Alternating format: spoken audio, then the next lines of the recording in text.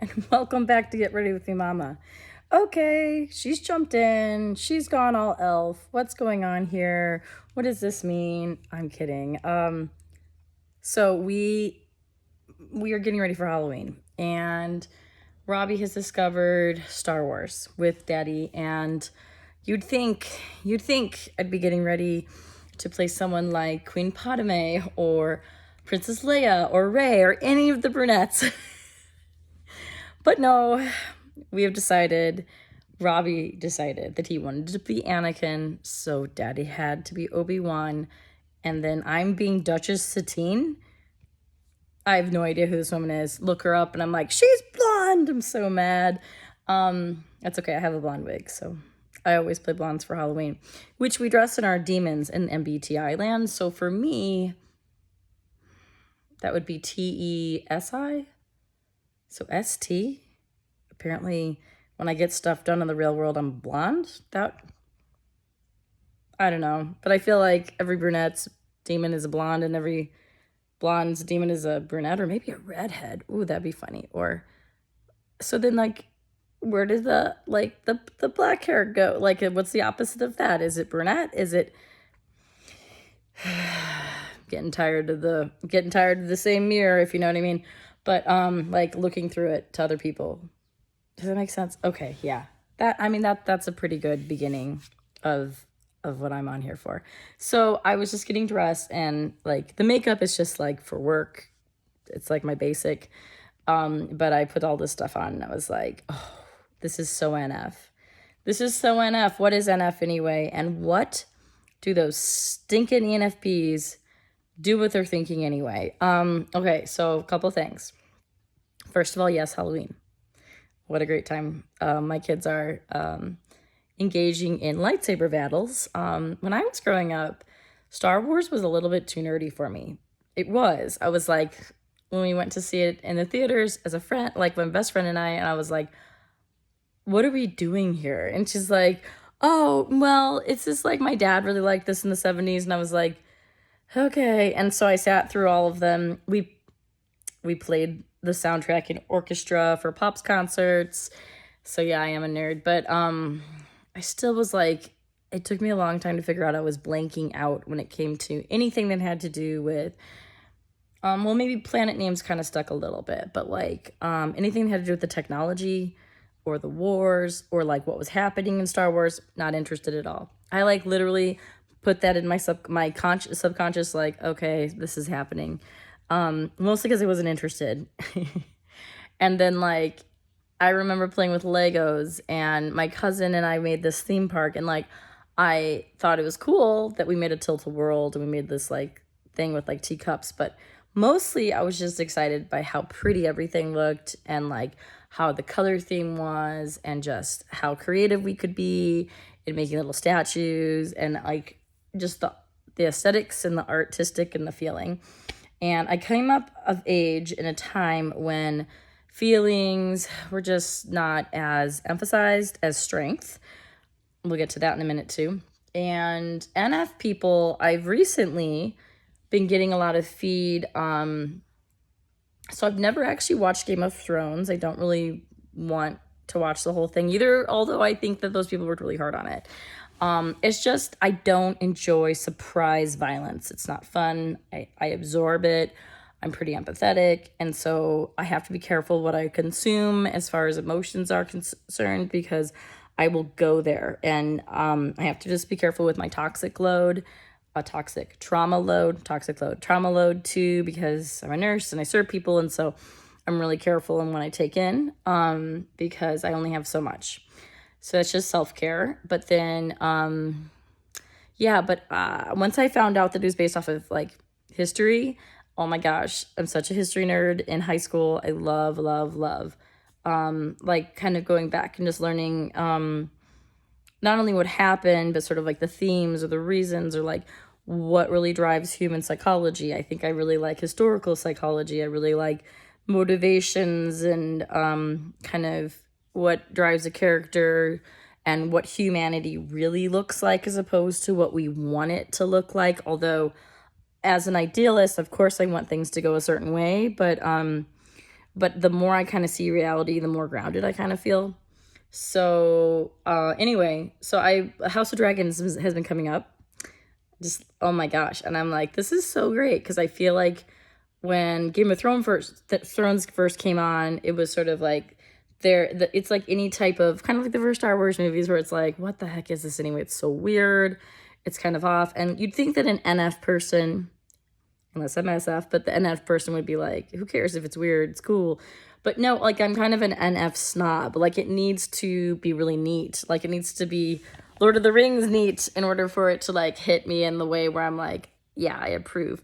It can't just be weird to be weird. I'm like, not interested. It has to have a good story, good character development, and it has to be like, just hits you in the right heart, the right fantasy heart.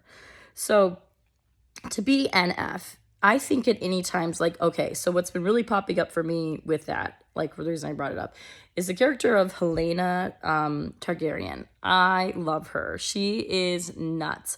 Now, growing up, I literally had two friends. One was someone who, she's the reason I read Lord of the Rings early on, because she spoke Elfish in 3rd grade. Her and my friend Justin, like, we would act out the stories, and I was like, huh? Like, I was reading my own little things, but at that point I was more interested in like Wind of the Willows, or just like cute things, and they were really into, we played a lot just growing up. By the way, there was time for imaginative play, but they were really into the elfin, just J.R. Tolkien, like C.S. Lewis, all of that stuff. Like, Christian aside, they were mostly just interested in these like faraway lands that were make believe, and this is before the movies, grant you. So, we were really stretching it, trying to understand this stuff. But I was always creative, imaginative. I did some acting in like our little theater place, like department in our school, and I really loved it. Like, it was fun to play make believe. That was my favorite thing, and we would play so many games growing up. My friend grows up and she's like, we were playing like Japanese house. I'm like, I know. And like fairy girl, warrior princess. I'm like, like, we were pretty fun. But then I grew up and I became more popular, and I became more interested in what was actually in popular culture. And like, just now in MBTI, I've been able to come into my own as far as really understanding that the cognitive functions are real, and that like, if you're a feeler, like, I live in a feeling world. To me, this world is all sentient. I'm always tracking it, even if I don't want to track it, even if other people don't understand it. That's what I'm doing. And that's what NFs are doing. And the reason why I relate to Helena, and why I think she's like just NF on crack, is because there does seem to be a part of us that like, and this is why it was hard to type me, because I've learned to camouflage myself in an ST way or an NT way, mostly that, and even an SF way. I'm pretty understanding of like trends and people and feelings, and I'm an empath, so I can like speak SF pretty well. So I will always try to make sense or be popular or be practical in order to blend in with my surroundings and to be able to give something back, because early on as an NF, you learn real quick that your gifts are not always understood. A lot of times when I would say things to my parents or to my friends, they'd be like, huh, like there was a lot of what? And then the people who did get me, they weren't always people who I thought would get me, which is interesting too with Helena's connection with her brother. Both brothers, actually, but like, is it Aemon or Aegon? I don't know. The one that rides the dragons around, they both do that. The one with the longer hair, she's connected to him, but like, they are very different people and have very different like motives, but like, they read each other, and I would say that that's true. Honestly, I think our other brother's intuitive too. I just think he's kind of just lost. So I don't know. I think they're reading each other too, but like, I feel like intuitives in general, like, we just get each other. And also feelers get each other. There's like, whenever you share an access with someone in MBTI, you just get each other. And so it's weird, because I know that some people get me, and I know the people, like, in the past, I was always the friend. My friend would say, if we broke Jula, we've gone too far. And like, that was sort of the way of them knowing ethically, like, what was too much. And I was always the one where people would come and tell me things were going on in their lives, and I would just kind of help them work through it. But I also had friends, like, I'm nowhere near what an INFJ would be. They are like sages. I'm married to one, so I know what that's like. And it's weird because I feel like, so Brad and I have been together for like 20 years now, so we speak it on a very high level. And if you look back on our life path, it has been very NF driven. If you try to track it with thinking, I mean, I guess you could look at our skill set. Like, this is what does an NF do with TE or thinking, or I don't even know if we all have TE, TI, TE, because my husband has TI. And I would say that for a TI user like my husband, he's been reading books forever and has been like collecting them, but then he also writes for a living too. And so he's been developing his skill set over time in that way. And for me with TE, I have been using my skill set with people, like observing them. And I guess the best way to talk about my TE would be, well, I mean, I can play ball as far as like nursing is concerned, as far as like I'm always analyzing, and my NET is pretty excellent at looking at what could possibly happen, what is happening, what's happened in the past using my SI, and like I will be able to predict kind of patterns and like medical patterns or medical like experiences or issues. And not a ton because I don't, it's not my interest, but it's definitely a skill set. And then, but mostly I kind of collaborate and use, I'm constantly researching things, even when my MBTI is like a consume, but it is my version of, it sounds weird, but that's my TE, because I'm trying to gather information and like store it in a way like an SI level or whatever it is, or just an NE level. Because I love thinking of the world as like a toolbox where I can connect either people or things to each other and try to fix things or try to make it better or try to idealize it or try to help people out, or try to release them from whatever they're going through. It helps to be married to someone who also understands like we both understand ministry, and we understand like how to talk to people and how to counsel them and things like that. And so that's all NF stuff. But I'd say that a TE user is gonna stand out more in that we will have more things out there that have to do with our thinking. And even like work now for me as I get to present on MBTI. I'm super excited about it at work, and like kind of bringing some of my NF, like really it's been for me leaning into that as opposed to trying to become NT or ST. It's so weird because you'd think that working on your demons would be the right thing, but having had an ENTJ father, I was forced to live in my demons. And also just the idea of me being half Asian, like people expected me to be really big into thinking. And so I experienced a lot of education, I experienced a lot of training. And so I'm like a very strange version, I feel like, of an ENFP or an ESFP. All right, I switched. This is leftover from my Frozen costume, where we pretended to be the Frozen family for Halloween. I'm telling you. Well, first of all, LNFs love to dress up. So there's that. And I'm here. In all my full glory of NF. Woo! So, I don't even know what I was talking about. Okay.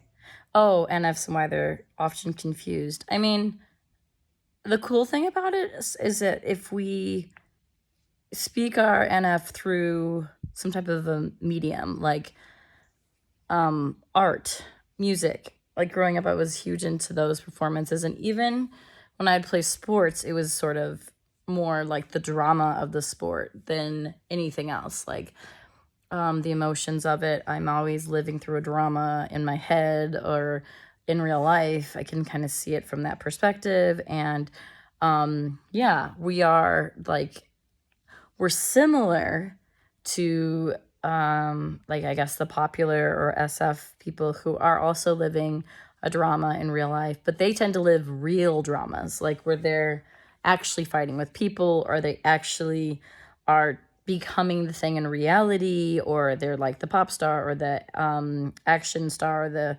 whatever they are, they're or even the king or the queen or the whatever. Like, I am very much so a queen of imagination. Like, I would never want to do the actual job. It would be a nightmare. And I say that and like it sounds like, oh yeah, no, I would actually hate it.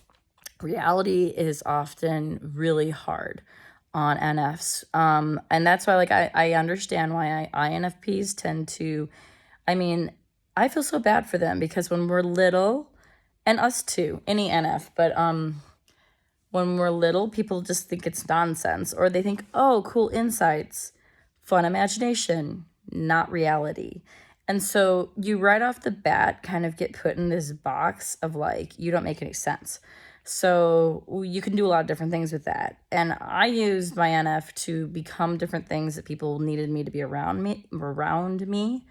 And it took being with Brad to like, that's how I found my adult calling as a nurse. Like, everyone growing up was like, don't do that. It's not going to be the good results. Although my mom, I guess she didn't mind as much. She kind of saw me more as like, maybe I'll be a music teacher. But she also was like, they were judging the different like professions and ranking them on some SE order. And it took a long time to step away from that and to kind of hear my own voice. And so that's why, like, I guess if your NF kid is growing up, like, if they have ADHD, they seem a little spacey, or they just seem not to always have follow through, or maybe they're in their head a lot, I would say encourage it. Sort of like, not to the point where they lose touch with reality all the time, but like they need that. We need that to like refresh ourselves. That's why I'm finishing my novel. I literally need to be doing something creative in order to feel alive. And not just feel alive, like, you know, like how extroverts sometimes get their energy from being with people and introverts by being alone. Creatives get their energy from creating. So it doesn't even matter what we do. It's just that extra feeling inside of hitting the marks of intuitive wonder and expression and connection that really makes us come alive. So I can relate to Helena because everyone thinks she's speaking nonsense. I also think she's freaking hilarious when she is speaking nonsense. Because, like, this one stopped singing. Like, I mean, there's so much, there's play in NF. Even the scary things, like there's a beast behind the boards or being afraid of rats. Like, these are all things that happen to her that actually are connected to reality. And, like, not in ever, like, super creepy ways, but I've definitely been able to always see the chessboard, to see the world. Like when I did play chess, because I played it in like third grade, I would play against, I played against one of my INTJ friends and we're so different, but I could beat him. And it wasn't because I was smarter or had better strategies, because I'm never going to be like a war hero or like a political monster, woo, or like or even like play the academic game well or play the corporate game well. I'm just never going to be that. That's not, it feels icky to me. And I know people say that and they mean it, but like I really do have a weird visceral reaction to things when they're not okay ethically. So I can't play in that arena. But what I could do, and I've always been able to do, is I could play them. I was like, and I remember sounding really scary because it's like, why are you good at this? Why could you beat me? And I was like, because I'm playing you. And like I play the person and it's like, whoa, like that's like sociopath. But I was 8. I didn't know what I was talking about. But no, but like I don't really use it to like play a game per se. To me, it's not a game. And I love how they say like Helena doesn't play the Game of Thrones. I'm like, absolutely. Neither would I. Neither do I. I'm not, life is not a game. It's real and it's important. And there's certainly power struggles that are happening and dynamics. I remember my mom saying, if I was offered, and I'm like, don't worry, this thing's fake as heck, but like if I was offered like a ruby or a diamond versus like something I'd emotionally attached to, like a wooden, like little elfin necklace or like a little teddy bear, I would choose the teddy bear or the wooden element because they meant more to me. That's very FI, but it's true though. Like I think that the only reason why I think people forget anything has meaning in SF land or even NT land is because we denoted it at one point. And so the NFs see through that and they're like, well, anything can have meaning and anything can be in any order. And it's sort of like life is an illusion, like everything is an illusion. We made this stuff up. Like, I don't know. I mean, you could literally make a university, just make it up. And it would be, that's how we came up with our universities. Like, we literally came up with kings and queens before we had castles, and we didn't have this stuff. We didn't have the stock market, economies. Everything is literally made up. So it's kind of weird to me when people are like, well, it's reality. And like, I definitely get it. Like, I know that if I'm not in touch with reality, if I don't plan ahead, and that's why as you mature in your NF, all your life turns into is just scheduling and details and signing up for things, and not forgetting things, and being responsible for that, and being responsible for other people, and being in reality. If you're really going to come into your alpha state, which I don't even think I'll ever hit alpha, but I certainly am doing better than I was 20 years ago. Also, the parents who think that their kids are going to be cooked at 18 and done. No, they're like ready to go try. That's like when life begins. And then the next 20 years is sort of where they build up this thing of their saviors and demons. And then they hopefully work it out. That's what you hope for, and that they don't hurt people, and that they will be good people, So yeah, I don't know. I think it's kind of boring at the end of life, especially for EPs. If you're EP and you're NF, I mean, we're just screwed, because the only thing we have left to do, because we've already experienced all the things, right? It's just be boring as heck and do the same thing over and over again. Structure, schedules, all of the things. That's why it really helps to be married to an IJ, because that comes with it. Like, I think an EJ I would understand, but like, I'd be doing a lot of the emotional lifting for them, and like I can do it. But I just get so sad, like, with how much they're upset about things, or dominant, or like just the energy behind things, where I do like that introverts are a little bit more subtle. They're a little bit more, it's like on the down low. Same can be said about IPs. They're a little bit more on the down low. I think that they're the much cooler version of me, of the EP. I mean, we can't help it. We're just out there, so people see us. But yeah. Anyway, so yeah, are we thinking like, and it's also, I'm going to use I guess I'm just here to talk about Helena. She like has visions, and she shows up in people's visions eventually, or whatever. And I'm sorry if that's a spoiler. I guess I'll put a spoiler alert on here. But she has this power, and like, I'm like, see, she's using TE too. It's just in a freaking weird way. Like, I tend to observe a lot, and then if things are going south, then I'll insert my action, or I will support things that I know in the end will come out with probably a good result. And I'll abandon ship on things, ideas, or people that I'm like, no, this is no longer serving a greater function. This is not positive anymore, or this is not ethical. And yeah, so that's why I don't really have a firm set identity or team, because I want to be able to change when I need to serve the most people the best way I can. And I'm not always about service either, because I'm an EP. So like, I mean, we love people, but like the idea of people, I'm like, we really genuinely, thank God for our FI. We do love people at a very, very deep level. But we also understand that life is a process, and that people change, and their ideas change, and friendships change. So there's no guarantees in life. And I think that knowing that at a young age kind of makes us, like, Helena also sounds sort of dark half the time. And I'm like, well, yeah. I mean, that's kind of the surprise, and then also powerful.